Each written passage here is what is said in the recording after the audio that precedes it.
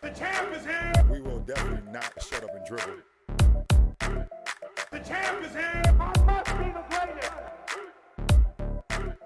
The champ is here. I'm going to continue to stand with the people.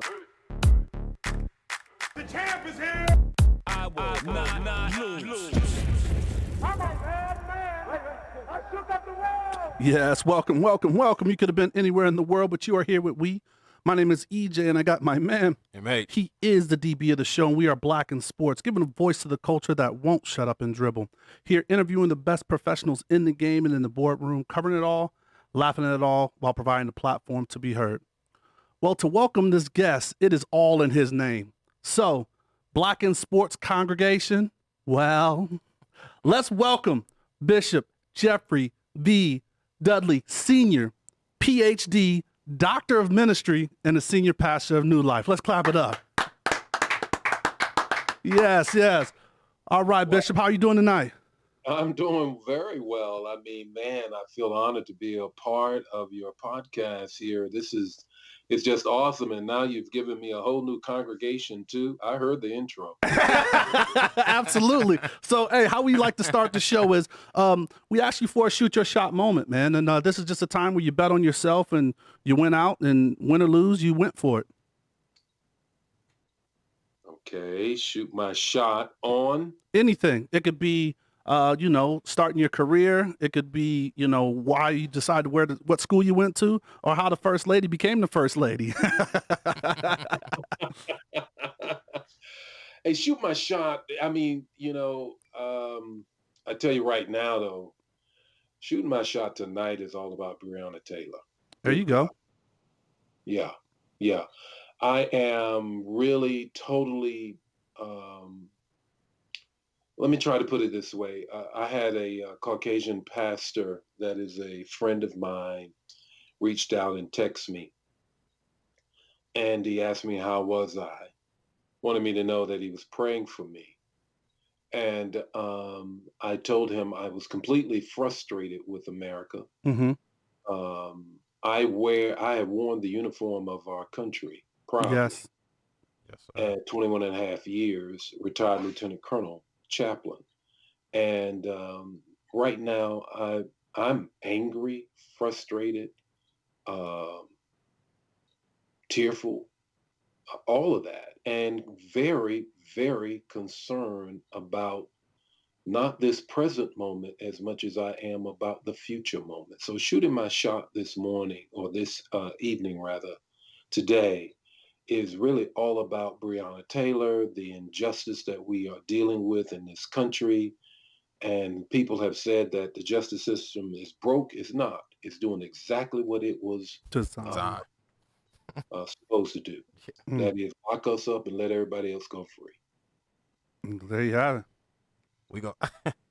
We're gonna touch on that, Bishop. We're gonna back up a little bit to your sports days, just kind of your background. So, like I said, I heard you were a basketball player. So, what was the start or the love for basketball? Where did that come from?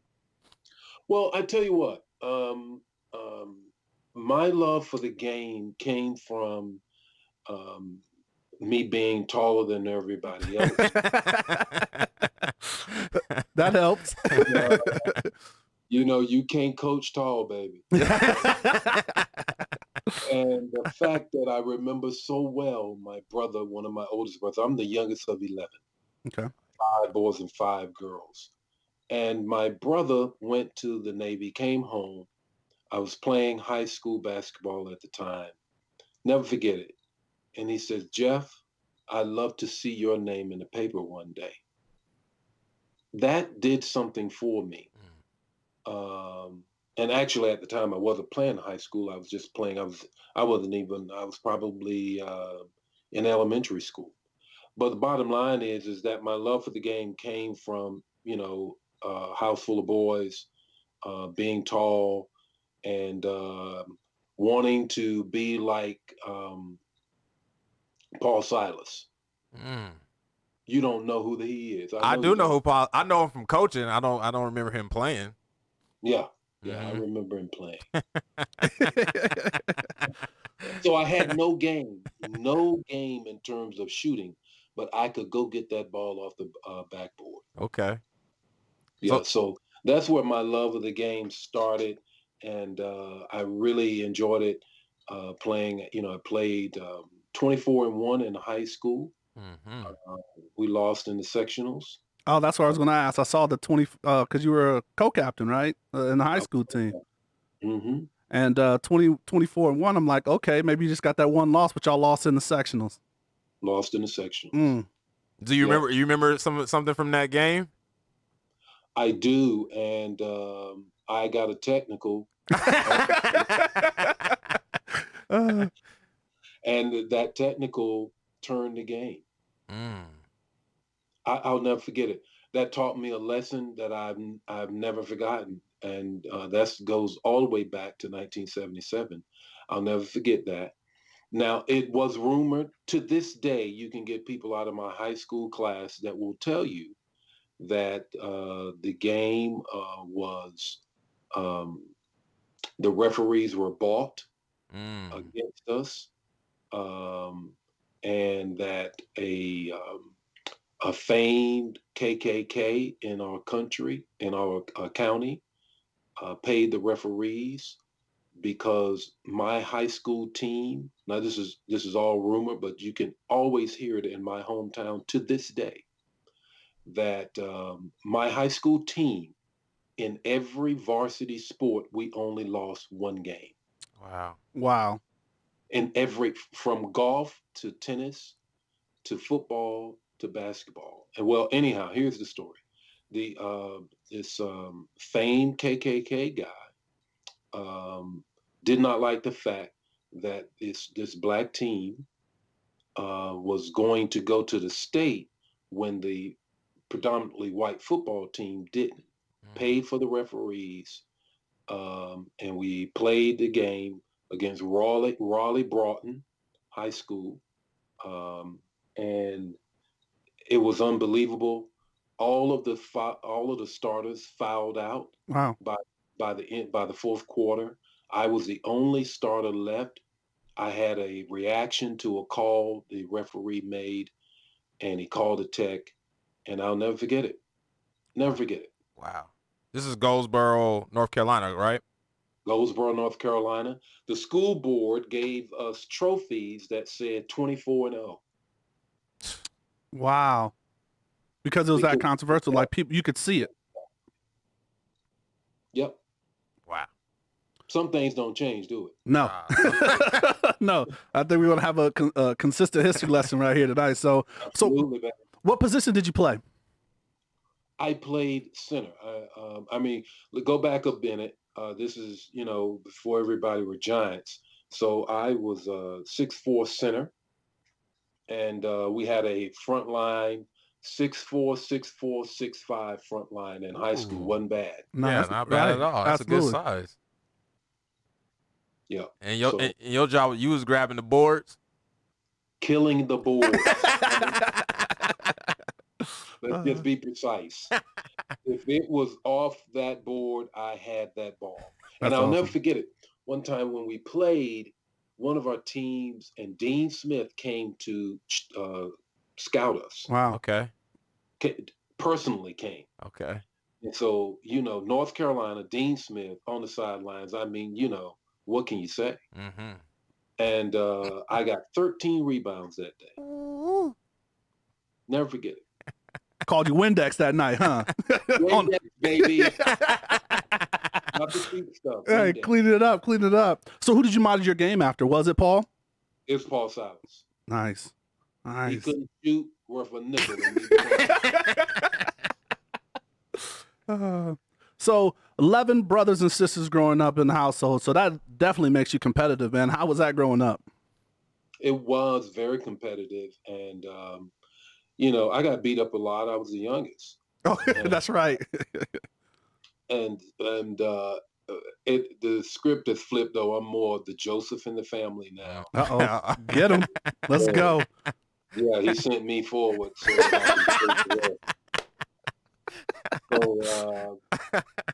it was really a competitive time, but a loving time. It's nothing like a large family. Absolutely. Nothing. Absolutely. And it was definitely loving. Your parents didn't have Netflix back then. It was just chill. Yeah.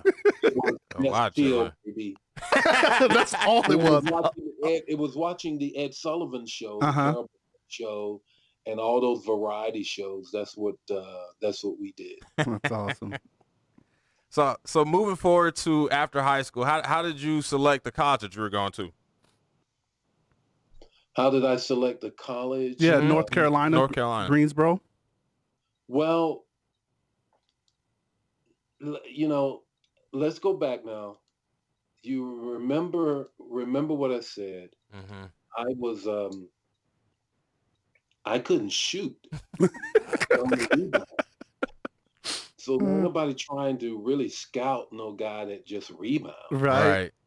And so I really recruited myself. I got some letters. Man, what can I think of? Got a letter from University of North Carolina at Greensboro, which is where I eventually went. Mm-hmm. Man, I got two other letters that I can think of. One of them is in South Carolina. I can't think of the school, but they really they do well today. But at any rate, I got a letter from University of North Carolina at Greensboro. I wrote the coach back myself. Nice. There you go. And he invited me to the campus. I went to the campus, fell in love with the campus, and then I went. But I only played 1 year. Okay. So the fact that you couldn't shoot was one factor, right? Right. But what was the thing that really? And you didn't have to repeat that. I'm just paying attention. I'm taking notes. But you were tall, though. You were tall, Bishop. So, what was that kind of factor? Like, how did you go through that decision, right? Because, you did the due diligence, you wrote the coach, you got there, and then the first semester, you're like, man, this ain't for me. Yeah, it wasn't for me because remember now, a couple things here. One, a college team, and I didn't know this, is not like a high school team. These guys you grew up with. Got you. And we were tight. We were close. And actually, in our sophomore year, the seniors, they drank on the bus, in the back of the bus. They smoked all kind of weed. They just weren't in it. And I remember all of us juniors, we didn't like that. When we played our first game against Wilson Fike, I gathered all the guys together under the goal. It was away. And I said, we're not going to lose this year. Okay. We're not going to be like the guys, and I call their names. And we prayed. And we did not lose that year. And so when you think of that, we were tight, we were close. When you go to college, not so much. If you don't have a good coach to then make a team, then you just got a bunch of guys. Every man for himself. Just doing their thing. Every man for himself. Right. And I wasn't used to that. Uh-huh. Yeah. I was a role player. I was comfortable being a role player. Okay. Well, role players get run over when you got a lot of egos. For sure. And I did not know how to manage college. Yes. And so I saw the fact that my school at that time, it's a D2 school now with college basketball. It wasn't then. What was it, D3 or D? I don't know about D12. It was D3. Right. And so, and it was about those books. Yes. And I was flunking out. And I made the most, and as that decision that I made at that time, I count to this day, was a decision that I look back on and helped me make decisions to this day. All right. I decided that I had been playing basketball for everybody else. My brother, my family, right, and everybody, and that I needed to do something for myself, and I wanted to stay in college. So I let basketball go, and I got into those books so I could get out of that school. Man, that's fantastic. Wow. And then Never after you locked in on academia, you didn't stop. You got like umpteen degrees, man. You got you got the alphabet soup behind your name, man. But that's amazing to do that, right? Because I think that sometimes we forget that just taking the time to invest in yourself, that's an investment. So educating yourself. And that's the importance of college, as I always kind of repeat. Oh of my just kind of learn. gosh. You just learn yourself in college. You can So, learn you make outside of decisions. college. You can. That's very true. This is our internal debate. This is Bishop. a debate, Bishop. We Sorry. go back and forth with this one. so he's gonna win tonight because I'm on his side. Oh my! But Bishop, you can learn outside because we're getting into that when we talk about the ILEAD Academy. So you may jump on my side when we get down that way. That's true. Bishop, it's cool to double dutch right now. Bishop, now there's something else that I don't know if this was college, so correct me if I'm wrong, but we picked up something after dropping the basketball. We picked up some a mirror and some candy canes, and your shoulders started moving a little bit. Talk to me about that life there. Hey. That's well, He's like, I got to give you the PG version of that one. The shoulders got a little wet. Start wiggling a little bit. The Huh? candy cane starts twirling. yeah, candy cane started twirling, but it didn't twirl until after college. Okay. I did graduate. Another story, learning yourself, coming to know who you are in college, undergrad in particular. We did not have fraternities or sororities. We had service fraternities and sororities at UNCG. When I was there, my senior year, though, they allowed, the real fraternities to come on, if you will, the Divine Nine to come on campus, and Kappas came, of course. And it was my senior year. I made another adult's decision. One was I had struggled in my books. I did not learn how to study, all of that. I had to learn. I was a jock in high school. I mean, who went to class? My class is optional at that point, right? Class was optional, and my coach just got us out. Whenever we wanted to get out, he just wrote us a thing. And, there you go. And you know how it is in high school, and the team is winning, and the school was very athletic. Like I said, all of the varsity sports were winners. So we were the quintessential jocks on the yard. There you go. So when I got to college, though, they weren't feeling that. But the bottom line is that my senior year, I was the Black Student Union president. Fantastic. And I was doing my level best to get up out of there.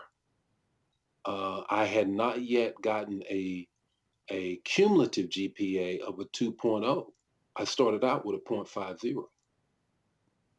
And you got to get a 2.0 to graduate. Right. Yes. And everything. But it just really took a lot of hard work. So here again is another difficult decision that wasn't that difficult. I said, if I pledge Kappa, after they whooped my head and, beat my butt. Allegedly. Allegedly. It's a good chance I won't graduate. Okay. I won't get the grades. So I said, I will put this off. I was in ROTC. Said, I'm trying to get out of here. And so I made a decision. I wasn't going to pledge. So I pledged graduate chapter, my first duty station, Syracuse Alumni Chapter, 1982, June 18th, about 6:19 when I crossed the sands. Burning Yes, sands. sir. So, all right, we want to take it into the game, man. We want to discover and talk about, how did you become a bishop? It was definitely work, and how do you ultimately get to new life? So, what was the first step? Because you committed your life to Christ at 12 at an early age, right? So, having that real conviction, how did that process lead to where you are today?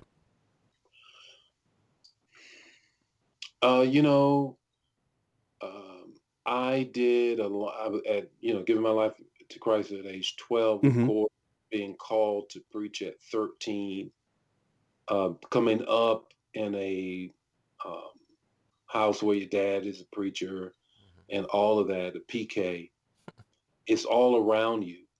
Now, the pressure of being a PK typically turns PKs out. For Right. sure. And it did, in fact, turn my brothers and sisters out. Mm, I made a decision watching their lives. okay. We're all with the Lord now, but I made a decision watching their lives to say that wasn't going to be me. It's not my route. It's not going to be me. I'm seeing the anguish and the pain that they bring to my parents. And I'm seeing that these are the steps they're making from drugs. My brother sold drugs. Mm-hmm. Um, then my brother got on heroin. This is back in the days of heroin. Yeah. And I can remember looking through, and this is in one of my books, in my first book. I can remember looking through the crack in the bathroom door and seeing him shoot up. Oh boy.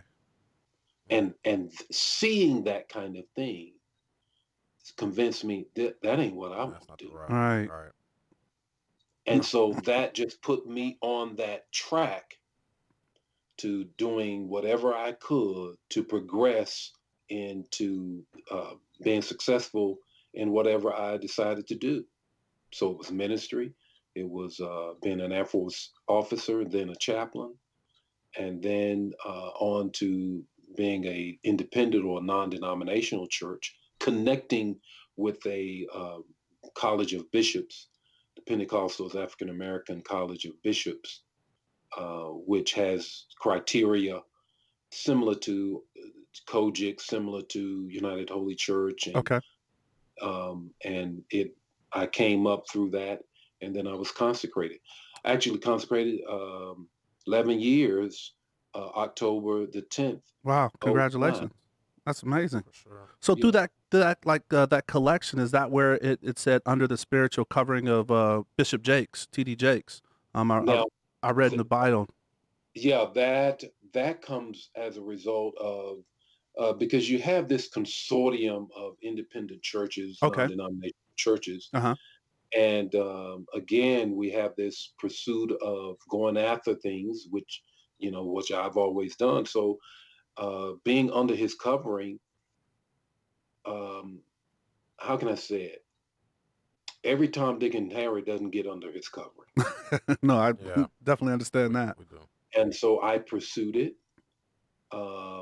They vetted me and accepted me, and that's how that happened. Now, Nice. in result of that, was that the move to Illinois, or you guys were in Illinois prior to? We were already in Illinois, and the church was already going. I've been under him now over 5 years. Okay. Okay. How did you guys get to Illinois, Bishop? If you don't mind me asking. Oh no, we got here via the military. Via the I military. okay. I retired out of Scott Air Force Base Got it. here, and we got here. I came here kicking and screaming. Sound like my mom. Yeah, like your mom. Like, are you kidding me? All that corn, Uh, God is not there. But this is where he called me, Yes, sir.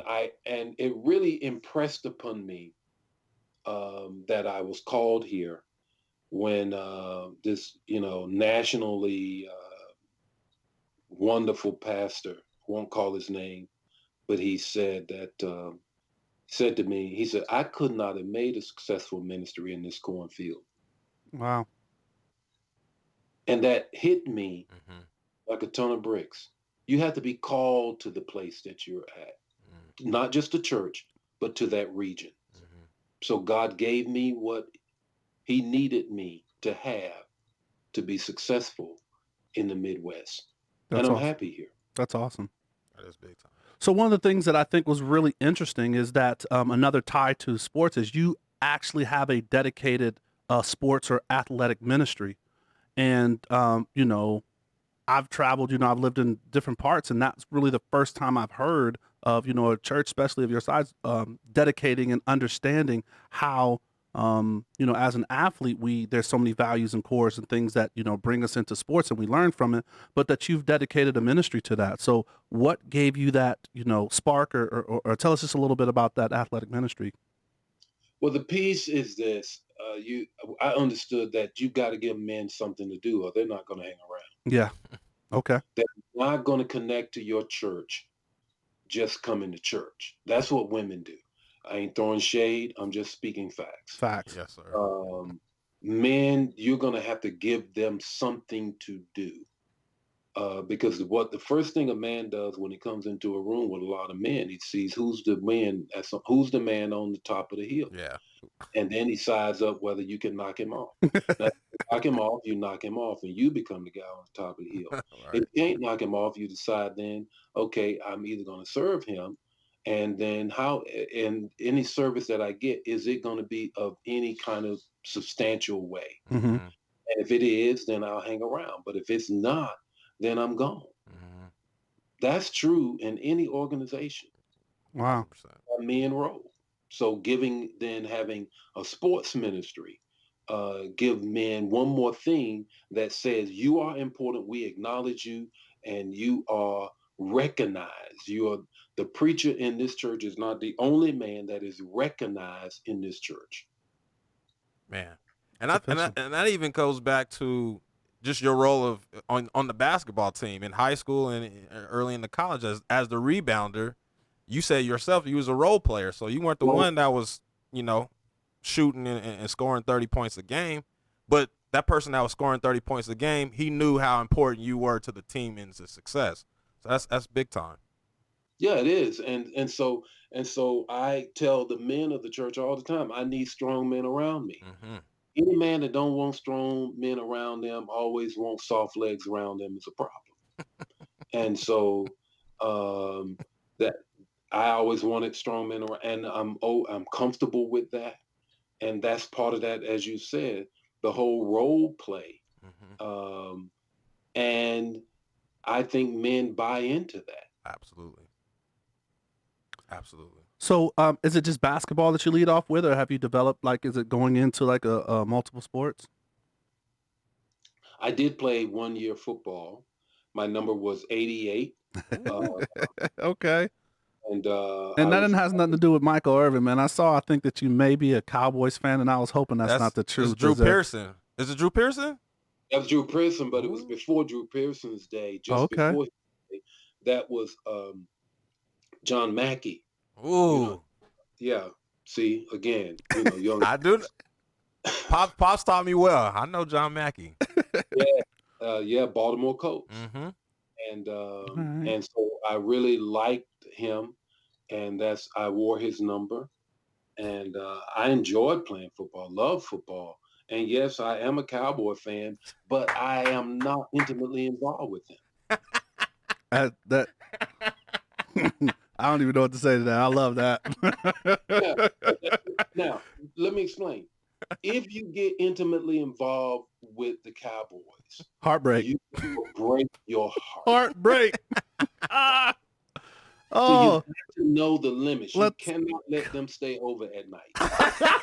Let's go, Bishop. Dropping wisdom to these guys. They need to hear that. Tell them again for the people in the cheap seats. Yeah, you can't let them spend the night. They gotta go home, bro.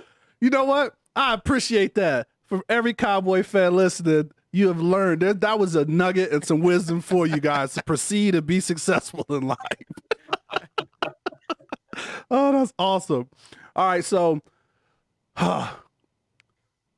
definitely, we listen to you and we appreciate you always feeding us and pouring into us, even though, we're miles away, we can get you digitally. Yes, sir. Want to get into some of the topics of the time today and just really how you're really dealing with it. It's so heavy, and we need leadership from our faith-based people. How are you handling that, with your congregation? Because I know we're watching, online. I haven't been back to, our church here, so it's been online. But how are you dealing with COVID and then all these social injustice issues and really engaging, engaging the congregation? Yep. Well, of course, we are virtually now. We are worshiping virtually. we are going to stick our toe in the water and do some reserve only church, hopefully the first Sunday in Okay. October. So the way we're dealing with the COVID piece is that I really am emphasizing that we're not going to call people's faith into question if they That's are so big. comfortable having virtual church, and that we will go at the pace of people's comfort level. Now, I'm very clear about that. That's awesome. I won't tolerate this whole business of people, talking about, well, you go to Home Depot, you go to Yes. the You grocery go to the store, grocery store, Go yeah. to the yeah. here, you ought to be able to go to church. Well, first of all, that's not fair. You don't know what is going on in the person's life. You Facts. don't know whether they have elderly people they're connected with. Right. You don't know what kind of previous conditions that they may have. You have no clue. And then it's not our business to be calling people's faith into question in Right. that way. Right. So that's first of all, that's the first thing. Second thing is church is a very different thing. We hug, we embrace. Yes, sir. If you're in the African American tradition, the preacher preaches with great passion. There's a lot of body fluids coming out of his mouth. Right. It truly is. Yes, sir. You literally, if it's 6 feet away, you literally, with the force of the average African American preacher preaching, you're probably spreading the front row. You literally are. You asking then, okay, y'all need to come here and sit under this when we don't have to do this. Right. And third of all, I believe, and I'm preaching this to the congregation, I believe that this is God cutting the umbilical cord of the building. Why do we feel as if that we are only a church when we can come to church? Yes. Yes. Say it again for the people in the back, Pastor. Standing in this moment, Wow. I really need you to be the ecclesia, the called out ones, where you are. And so I call it the COVID church, writing a book on that. Probably will be out sometime next year. Okay. And so that's how I handle the COVID piece. Like I said, we're going to stick our foot in the water with the restraints of the governor. We have about 259 people. But what I have heard from my peers, even with the reserve church, only 35 to 45% of the people are showing up. And so that handles that. Okay. The other piece with respect to what we're dealing with right now, I am preaching. I was formally trained out of social justice seminary. So that's the type of messages I'm preaching right now. Sir. Okay. That's awesome. Yeah, my formal training and my master's in divinity and my doctorate of ministry comes out of one of the leading seminaries in the country, and that's the Samuel DeWitt Proctor School of Theology out of Richmond, Virginia.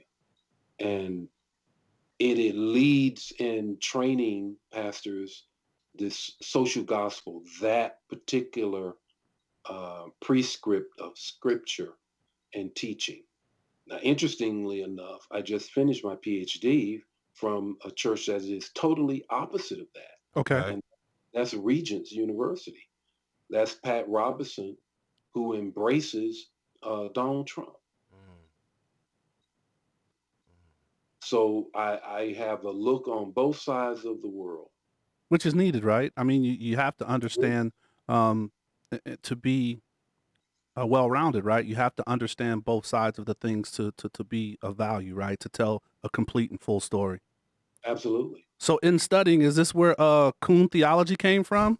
Coon theology, baby. Hey, I love that man, boy. We tuned in. I watched it a couple times. So tell the people about coon theology. Coon theology is when you are so full of self-hatred to the point you do not even recognize it. Wow. And that You have been so brainwashed into thinking that the norm is that of majority culture and that you have no right to call the norm into question. That we believe for some reason or another that norms are in fact right.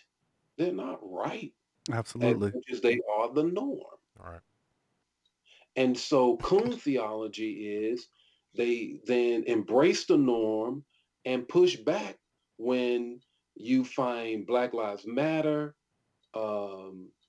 And you don't have to agree with everything in Black Lives Matter, but the core impetus of Black Lives Matter, no one that's Black need to be pushing back on that. Right. 1000%. At Yeah. all. At all. And so coon theology is that you start embracing the man's approach and you then look at your own life through the lens of normative behavior that's been set by Western culture. Yeah. Wow. And it's like I almost don't even want to get off of that, but we do have to jump into these quick hits, but we could jump back into it, man. So, Okay. our quick hits are sponsored by Thick Fit. When it comes to your health, it starts in the kitchen. Whether you're losing weight, staying fit, it starts with what you eat. Thick Fit Meal Prep is here to help you along your journey, providing you healthy, delicious meals that are easy on the go, fitting in everyone's lifestyle. Call 702-850-3388 or on Instagram at Thick Fit Meal Preps. Miles, hit him with them quick hits. Bang, bang. So, Bishop, was there a time, if ever, that you were starstruck? Great question. Yes. I mean, I saw you had the late John Lewis in the congregation. That was dope. Super. Yeah, it has been. I think I was starstruck when I was stationed in Memphis, Tennessee, Okay. and we went to Bountiful Blessings, the late Bishop G.E. Patterson's church. And to be there and sit in to sit in the pulpit and watch him preach. That's crazy. And then to drive him to Carlton Pearson's consecration, where he was the homilist, and to be in the car driving for him from Memphis to Tulsa. I was so nervous. I didn't even sleep the night before because I didn't want to be late. This is the day before nav systems and all of that. Yeah. And I was a wreck because I was like, I'm going to be in the car with this man for 5+ hours. Got it. Starstruck. Duke or North Carolina? Both. All right. Hey, I'm an ACC guy. Okay. I'm out of the state. I'm in the Midwest Big Ten country and all of that. Which there ain't nobody out here got no game. Kansas, I should say Kansas. They do have a game like that. But I would say, so I feel free to go for either one of them, which is really that is what is the word I'm searching for. To be from North Carolina and to say both really is sacrilegious. Yes. But since I'm out of the state, both. Both. Okay. So since you mentioned 88, I want you to start, cut, and bench 3 number 88s that are Cowboys. Okay. So obviously we got Michael Irvin, we have Drew Pearson, and we have Dez Bryant. Start one of them, put one of them on the bench, and one you got to cut. Okay, say the names again. Drew Pearson. He's starting. Okay. There it is. So now it's between Dez Bryant and Michael Irvin. I'm not letting either one of them even in the locker room. Oh, he said he's subbing for a trade. Hey, can we trade both of them? Both of them. Oh, that's the best right there. That's it, quick hits. All right. So, hey, now we want to jump into the winner's circle. This is the platform. This is where we talk about, what's up next, what you're pushing, what you're promoting. And, we had that talk and, we brought it up a little bit earlier, but you have a podcast, I Lead. And I just wanted to know a little bit about that. And is that also comprised of some training as well? It is. And thank you for the opportunity to bring iLeadAcademy.net up. It is my learning management system of which I teach leadership training and development on. And it's a subscription-based piece. It's easy to remember, iLeadAcademy.net. You can go to it. You can subscribe, and it teaches you, helps you lead yourself, lead in your home, lead in your career, or lead in the church. And so do that. And it starts out with a survey that you take, a self-assessment. And then from that, it points you into the direction that you need to go. And so I'm really, really happy about that, excited about it. And in fact, I have intended, if it is okay with you all, to use your podcast. And I really honored that you guys would ask me to be a part, to put this on my podcast as well. To just get it out there and all. I'm excited about it. I've had guests from the governor of Illinois to the U.S. senator, to the congressman. I had most of the leaders in the state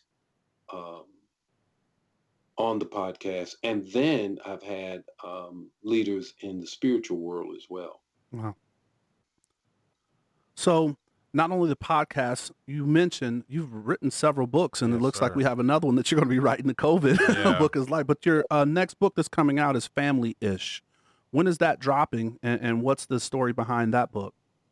The story behind that book is a book about how to raise a fabulous family or covenant family. And that one has there's 4 things that the book shares. I can't give them all now because then you won't buy the book. There are actually 5 things that really causes one to be able to create a covenant fabulous family. It not only teaches that, but it takes each type of family with these same principles as to how it makes it. Now, here's the thing. From blended families to traditional families, to single families, to sandwich families, to military families. There's a chapter on each one. Okay. There's also a chapter on same-sex families.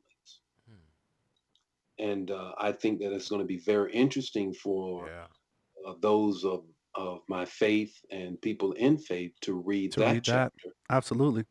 It is the story of congregants in my church who are same-sex. Mm-hmm. They are very upfront about it, and they have a family. And so I share their story from a perspective of grace. And I think the listeners will really want it. Now, you said, when is it going to drop? It should drop about the end of October. I've had it for some time. It's finished. I just added this. I'm just wrapping up a few things. And since COVID, I've decided to first drop it digitally. Got you. Yeah, so it will drop about the end of October. Okay. Bishop, something with that, families are units in unity. And what's interesting now, I mean, this has been a tough time for a lot of people for a lot of different reasons. But what's interesting is in the church, it seems like there's division there, right? So it's you're not a real Christian if you're on this side, and this side is the real Christian. It's like, so I mean, what do you feel about that? how do you feel about that? White silence is violence. That's how I feel. Plain and simple. So I got a question for you as well. And if I could get this in real quick. Go ahead. What we have now is white evangelicals who are complicit to a liar. And because of the sanctity of life issue, which I understand, Right. I agree with them Right. 100%. Right. I also agree with the position about LGBTQ. And I understand that. I agree with them on that. Mm-hmm. But in Psalms, it tells us, I think it's 89 and 10, I think. I'd have to remember to get that for you. It says that God's throne is on righteousness and justice. And justice. Yes, you talked about that. It's both. You can't have just one. It's both of them. It's both. So then you want to only hold us and say it's about righteousness, and therefore we should be a single issue voter, irregardless of the life of the person we're voting for. I don't agree with that. Right. And I also say that there is division because you want me to go with one commandment and there are 10. There it is. So along with that, because this was my next question, I think that was just a perfect lead into it. You do so much. I mean, you guys just over there at the church are involved in so many things, man. I'm seeing like the NAACP, a lot of enrichment, mentoring and things like that. Will you be doing something like a voting seminar or a voting push to have people understand that they need to register, and then make sure they understand the importance of voting this year? We did it in 2016. The pandemic is prohibiting that because nobody's trying to gather. What I am doing is I am participating, and we're going to be going on a 40-day fast and consecration with some of the leading pastors in the country through change.org, Black Clergy Alliance. Okay. And some of the leading Freddie Haynes, Frank Reed, Bishop Frank Reed, Bishop Vashti McKenzie, Cynthia Hale, Bishop Dr. Barbara, Pastor Tracy Blackman, and the list goes on. And it is something that we're going to be pushing and starting this Friday, 40 days of prayer and fasting and consecration up to including the day of election. Wow. And from those 40 days, starting on the 5th of October, will be 1 hour of prayer on a Facebook Live. And I'm leading the one on October the 12th. Okay. That's what I'm doing. The registration piece is a little difficult now because it's no gathering. Right. If you will. Yeah, that definitely makes it tough. But yeah, doing what you can and collectively and just getting that message out. One other question I have for you. So I know we just mentioned that the late John Lewis had come to your service, and one of the questions I usually pose to Miles and a lot of my good friends is, where are our national Black leaders? And wondering, because you came up, you had a time, like you said, of people that have come and led and served and had a overall agenda to put us in a better place. What do we need to do to kind of either support or follow or become those Black leaders of the future? Well, first of all, I just want to make a minor correction. The pieces that you see with John Lewis and everything, that was a community event held at another church called New Life. Okay. Right here in the area. We're in O'Fallon, Illinois, of course, and he was in East St. Louis at a church called New Life. Got it. Gotcha. Okay. But we were all there, unified in supporting him being there. So, which was a good piece. None of the churches were like, "Oh, well, why is he over there? He can't come to my church." Right. All came together, which was a really just a good good fit at Hmm. the time by a great pastor at New Life Community, Granger. But at any rate, um, I just think that how do we grow leaders to step into this moment? On my first podcast, in fact, Jamal Bryant spoke to this, and he said that the Black Lives Matter movement is the first civil rights movement that did not originate in the church. Oh, And wow. therefore, it has protest but does not have policy. And Wow.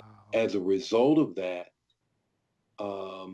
it lacks a central figure.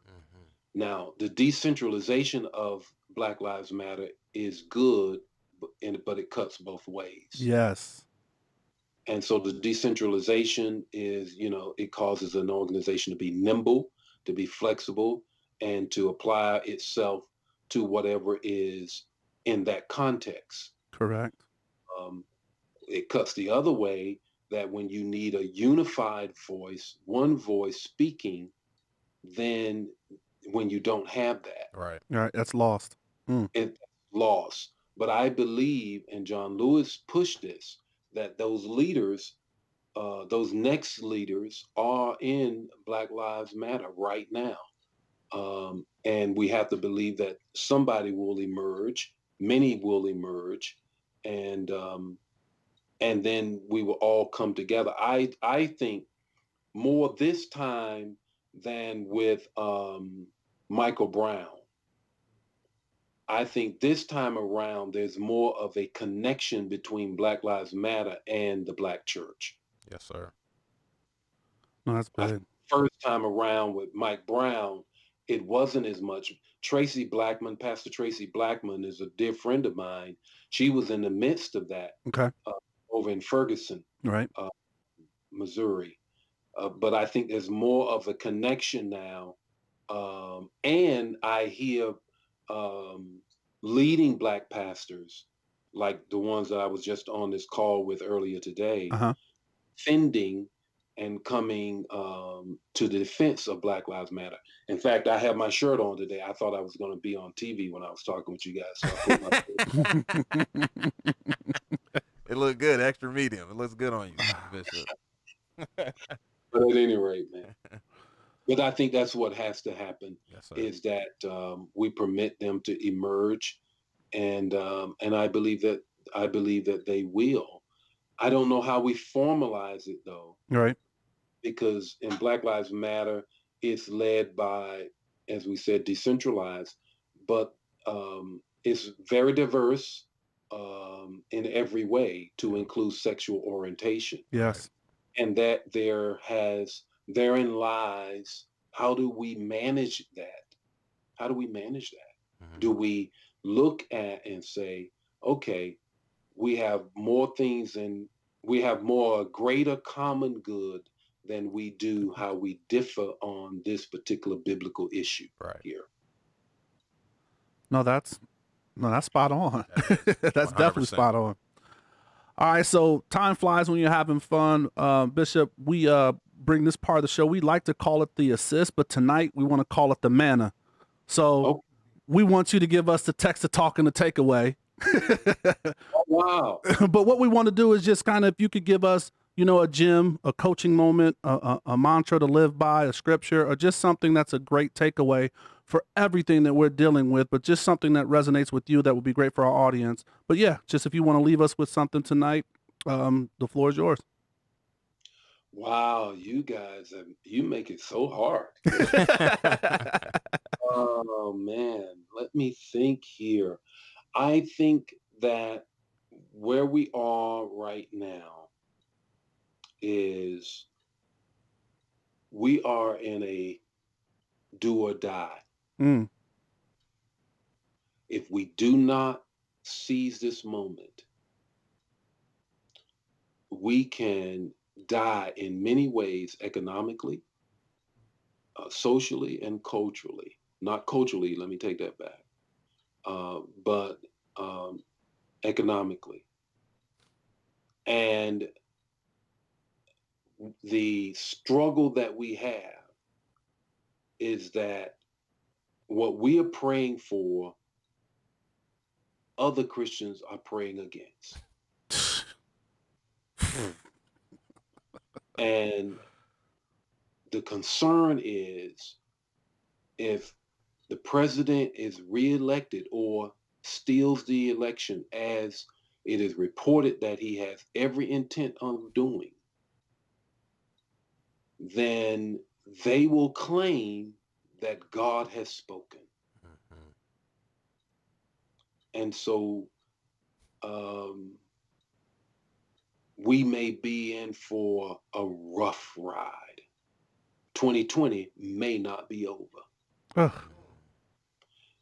To that end, we have to then hold on to the Lord with all our might.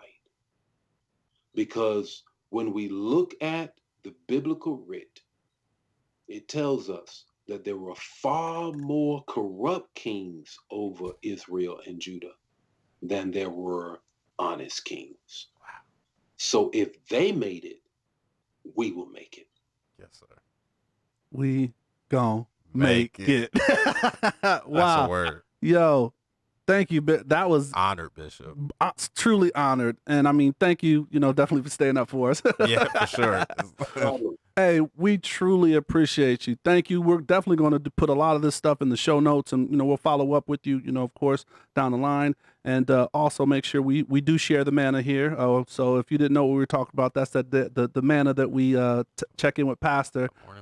Morning manna every day, get you through the day to make sure you get poured into. So once again, thank you, Bishop. We want to thank the people for listening. Also want to thank our sponsors. Please give us feedback on the show. We are Black in Sports on all of your platforms, on your social media platforms. And make sure you hit subscribe if you're watching us on YouTube. Don't forget, The Locker Room is our short format shows. We drop those every Tuesday on your favorite podcast platform. And remember, please stay safe, practice gratitude, and know we're rooting for you. Screaming, all us blacks got is sports and entertainment until we even.